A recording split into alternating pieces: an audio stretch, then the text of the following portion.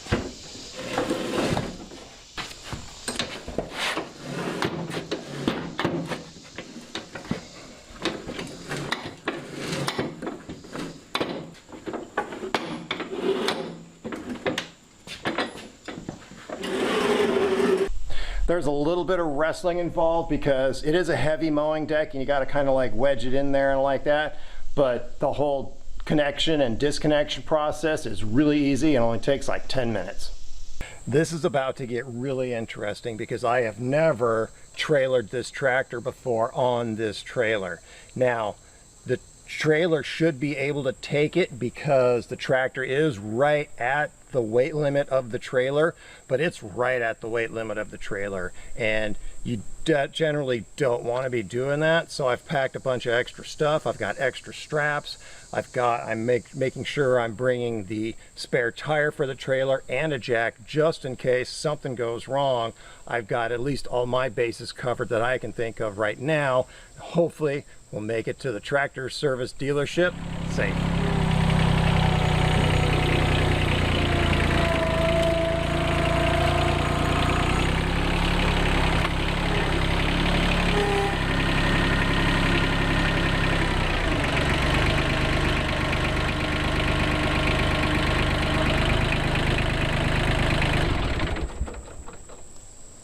seem to want to go up there pretty good. So we'll find out.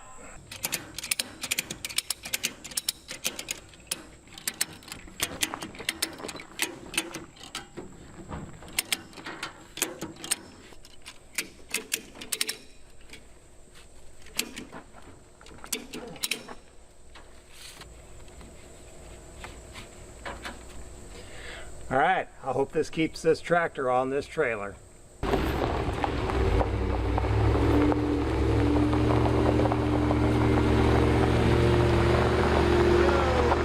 right, I've made it down here to the bridge.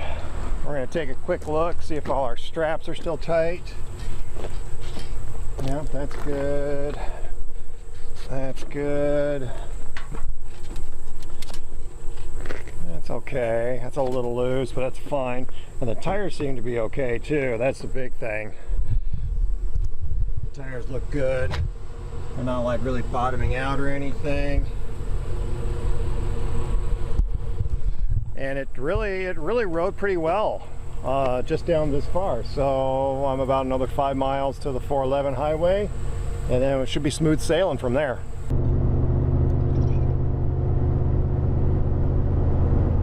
So we made it here without any problems. That drove really well. I was actually surprised. We didn't have any issues with the tractor on the trailer. I got my little service tag. I'm about ready to take it off the trailer and park it off to the side here. And it may be a couple weeks, but they're gonna check out the welding job I need on it, and they're probably gonna change the oil and a couple other things. Ian has a friend coming in from out of town, so I'm taking that as an opportunity to get my personal space cleaned up and do some dusting, because the place hasn't been dusted since, well, before I went to Tennessee for the summer. So, getting the sheets rewashed and doing some cleaning. Dusty? Why no. It's not dusty at all. Gross.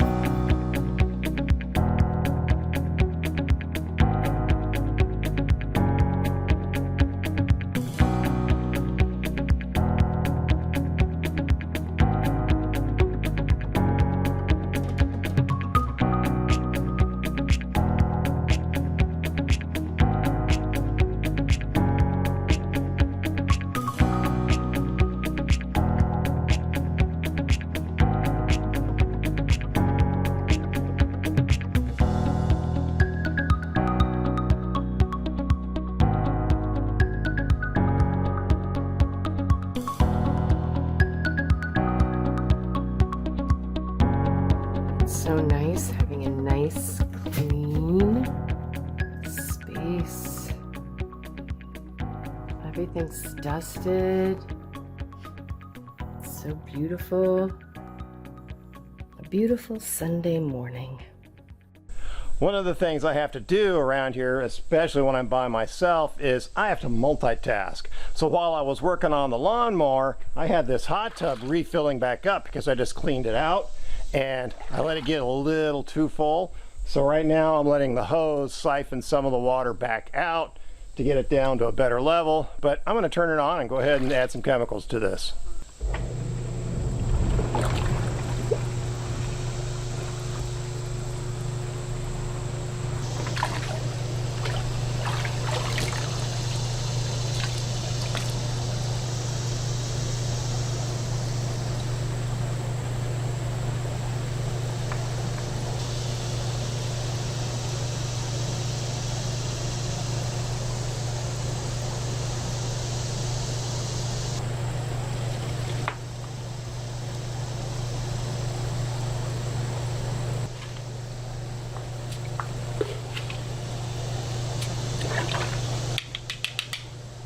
It's really important to maintain proper hot tub, especially in hot tubs, the chemical levels, because not only are you dealing with people's health and stuff, because you don't want people getting sick from having been in your hot tub, but you're also dealing with the machine itself, because if the pH level especially is not right, it can do damage to internal parts in the hot tub itself, which can cost thousands of dollars to replace. Today I'm back in the Hiwassee, and we're painting the ceilings white.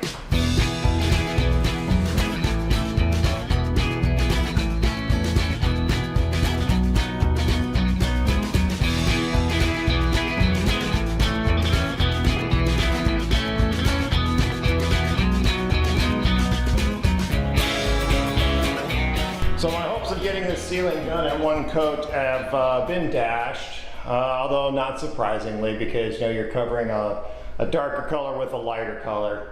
So it only takes like, I don't know, 20 minutes or a half an hour to do this ceiling. So I'm gonna go ahead and take a break, take lunch, and I'll be back in the afternoon to put on a second coat. So I didn't bore you with having to watch me paint the ceiling once again, because you can paint the ceiling, you know how to paint a ceiling, everybody knows how to paint a ceiling. But I just wanted to show you that the second coat definitely looks a lot better.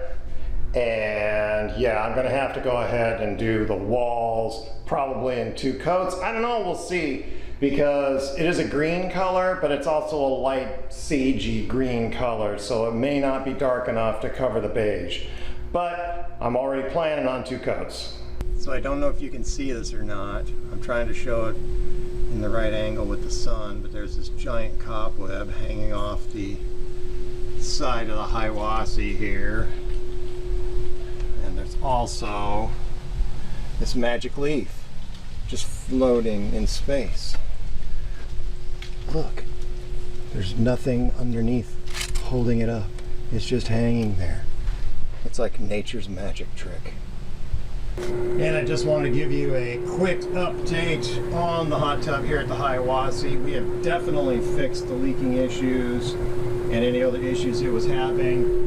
It is definitely maintaining temperature. It's at 105. I've had this water in here for about a week, and it has not dropped at all in the level. So this pool is definitely A-okay, and is definitely going to be up and running for people when they come and stay at the Hiwassee cabin. So something else I wanted to show you, which I worked on in the last video, was I was doing some scraping here because there used to be 2 big gullies going up the driveway towards the road, because the water would come off the road and come down here and go down and wash all my gravel away. Well, I started piling rocks here in the gully, and that seems to have stopped it. Now I did, pile the rocks up here with the scraper, but I'm not losing the gravel down the gully like I was before. So I'll keep adding rocks to this pile and make it bigger so it holds more back. But I think this is going to work, because it's going to save me from digging a big huge trench in here and putting in a retaining wall and drainage and all that stuff, and just throwing some rocks in here is going to do the job. On today's episode of What Crazy Thing Will Brian Eat Now, I'm going to try this jar of what appears to be, I'm pretty sure it is, applesauce. It was left here by the previous caretakers, and so I'm going to give it a whirl. But to update you, this crazy stuff that I have been eating, obviously, because, well, the jar is like almost less than half full now. This was sorghum, or is sorghum, and I've been eating this almost on a daily basis. I put this on my oatmeal in the morning for breakfast, and it tastes really good. It's not as sweet as honey or anything like that, but it's still a nice sweet flavor, and it's different, and it's cool, and it's sorghum. So here we go. Here's the applesauce. So we test the top. The top is solid. It doesn't make any noises. It doesn't go ding, ding, ding, ding, ding, ding when you push it. So that means that it is good and sealed. The best way to open one of these lids is with a can opener, not the pointy end, the flat end. And you just hook it on there, and you just pop it open just like that, and it popped and made a good popping seal sound. It smells like applesauce. And here we go. What did Brian die of this week?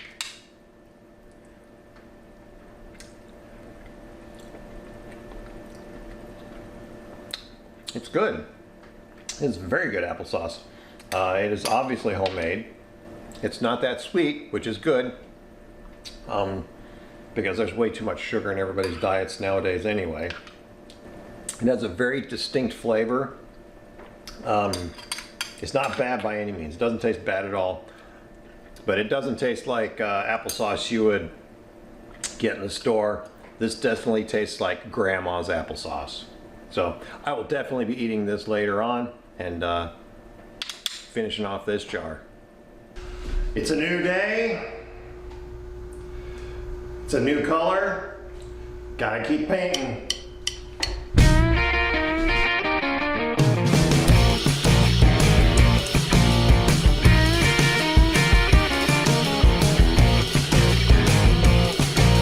So one of the things about do-it-yourself painting that people hate is doing what they call the cutting in, and that's like the trim work, the detail work around the light sockets, around the doors, and in the corners and stuff. And the reason that they don't like doing it is because they often get sloppy and messy and they don't know what they're doing. So the first thing you need to know is get yourself a decent brush. Don't use the foam cheap ass brushes. Don't use the bristle cheap ass brushes. You want to get a decent brush that has this angled tip. This tip is angled. And you know, you're going to spend 6, 7, 8, 10, 12 bucks on a decent brush, but it's going to make your paint job look a lot nicer. The other thing that people don't understand is as you're dipping your paint, you don't just dip it in there and pick it up and just start slathering paint on the wall. You pick it up, and what you do is you have to pay attention, and I even scrape paint off the edges. You definitely want to scrape paint off. You want just a little bit on your actual work surface. Now what I'm doing there is I'm controlling more where I'm applying paint and where I'm not applying paint. So right now this is a corner, but let's just say for instance I want this wall to stay this color and I want to paint this wall the new color. So what I'm going to do is I take my paintbrush, I scrape the back side, I scrape the edges, I scrape both edges, and then what I do is, so this side of the brush has the paint on it, that I keep towards the side that I want to keep the paint on. I keep the bare side, or I mean it's not totally bare, but it's the barer side away from where I don't want the paint, and that helps a ton in keeping paint from getting on the side that I don't want. So what I would do is then I would take this and I would come up here and just go very slowly like this, and then also what I could do, now it's kind of hard to show because of the angles and where I'm going. So what I'll do is, I'll do the opposite here. We're flipping sides here, okay? So I want to paint this wall, leave this wall this plain. So what I'll do is I dip this in here, scrape the back side, scrape the edges, and then I'll come in here like this, and you work it up towards the edge, but then once you get there, you can just kind of like it, do this, and you can just draw a straight line right down, and you just keep going, and you just push it in there slowly, and it takes a little practice to do. But once you figure it out, you can get right in there, and you can do some pretty precise straight edges and not have any drips and not get any on the other wall. So it's a little hard to see because of the camera angle and a few things, but here again I'm dipping my brush, you can't see, scraping the back, scraping the edges, and so I only have paint on this side. The edges and the back, I've scraped the paint off. And I come up here, and I can just line it up like that, and I can just draw this line right across here, and then pull it down gently.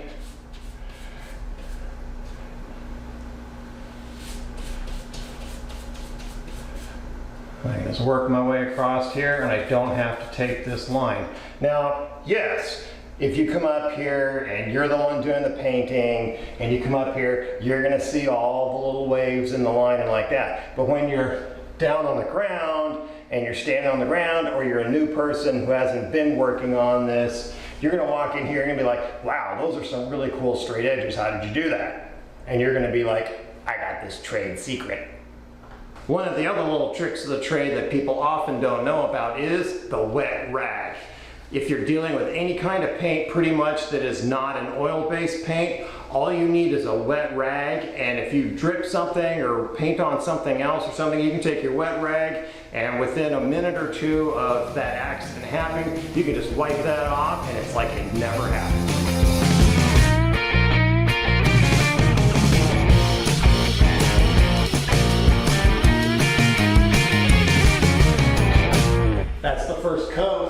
looks pretty good. I can definitely see where it's dried more and where it hasn't dried more. So we're gonna let this dry out, go have some lunch, and come back and see what we got. As I'm looking around, I see a couple little places that I do need to do some touch-ups. A couple places in the corners, and there's a couple little splotches on the walls that are like just tiny little things. But other than that, I'm pretty satisfied with this. I think this looks really good, and for one coat, I think we did a great job. I'm pretty much calling this a done deal. The painting's done, and the next step is going to be tear down all the plastic, put all the cover plates back on, and start moving furniture back in here. And here I've got the TV mounted, we've got all the plastic taken down. I'm still gonna paint this door. This door's probably the same green as the walls. We're going with these wooden cover plates here because that's what they started with, and we're gonna get some more of those and keep using the wooden cover plates. I've got a new blind in the window. But other than that, this room is ready for furniture and ready for a bed. But that is going to be happening next week, as tomorrow is editing day and I need to get this video up. So if you enjoyed this video, please consider subscribing to our channel. Like our videos and ring that bell so you get a notification when we put a new video up. You can also follow us on Facebook and Instagram. But the best way to help us out is to hit that book a cabin button, go to our website starmountainretreat.com and see how you can come and visit us in person. See you next time.